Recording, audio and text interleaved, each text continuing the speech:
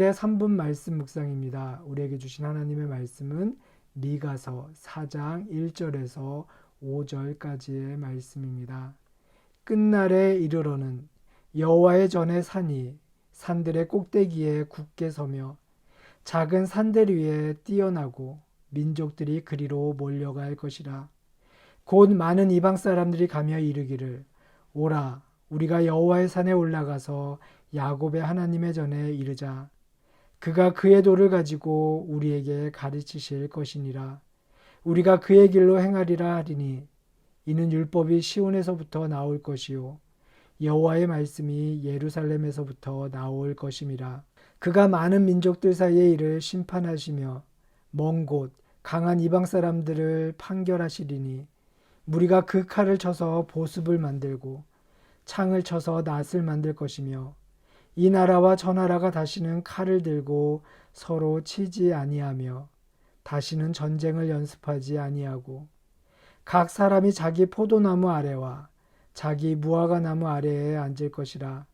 그들을 두렵게 할 자가 없으리니 이는 만군의 여호와의 입이 이같이 말씀하셨음이라. 만민이 각각 자기의 신의 이름을 의지하여 행하되 오직 우리는 우리 하나님 여호와의 이름을 의지하여 영원히 행하리로다. 아멘. 미가는 주전 8세기의 예언자입니다. 모레셋이라는 시골 마을 출신의 미가는 사회의 밑바닥 계층 사람들이 얼마나 큰 고통을 겪으며 살아가는지 뼈가 저리도록 실감하고 있었습니다. 그렇기에 지도자들에 대한 미가의 비판의 언어는 신랄하기 이를 데 없습니다. 미가가 활동하던 시기에 북왕국 이스라엘은 아시리아 제국에 의해 멸망당했고 남왕국 유다도 많은 어려움을 겪게 됩니다. 하지만 그 아시리아 군대가 내려오기 전까지 북왕국 이스라엘은 그 어느 때보다도 큰 번영을 누리고 있었습니다. 이스라엘 사람들은 자기들이 이룩한 번영에 취해 있었고 오랫동안 큰 전쟁 없이 평화로운 시대를 살아오고 있었기 때문에 현재의 안정을 신뢰하고 있었습니다. 그런데 그 시기에 미가 선지자는 그 번영과 안정 뒤에 도사리고 있는 이스라엘의 제약들을 보게 됩니다. 정의가 사라지고 신앙이 타락하고 폭력과 거짓이 차고 넘치는 시대에 미가는 이스라엘의 멸망을 선포합니다. 그런데 미가 선지자는 이렇게 폐허더미가 될 예루살렘, 숲을만이 무성할 언덕이 되고 말 성전산이 새로운 희망의 뿌리가 되는 것을 보고 있습니다. 3장까지 이스라엘의 지도층의 무능과 위선을 비판하던 선지자는 오늘 본문에서 아름다운 희망을 바라보고 있습니다. 무너짐으로써 새롭게 세워지는 하나님의 꿈을 그는 보고 있습니다.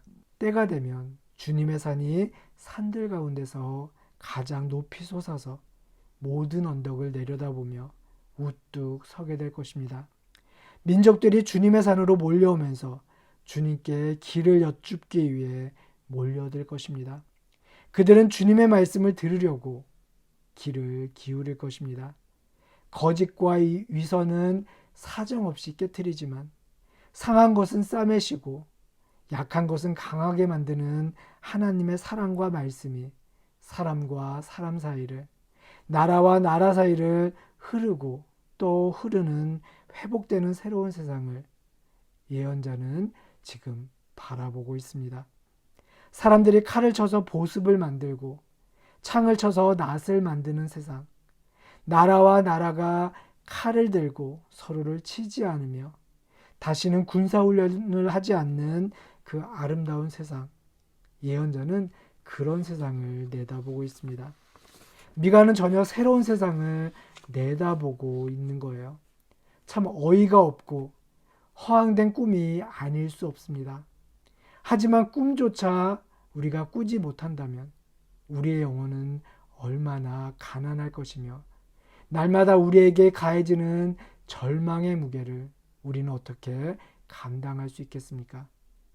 어쩌면 우리가 이 시대에 하나님의 꿈을 함께 꾼다는 것은 허황되고 어이없어 보일지 모릅니다.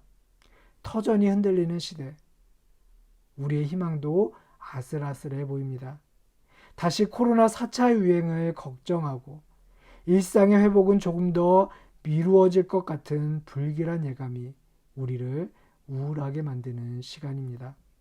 희망이 지금 위기에 처해 있습니다.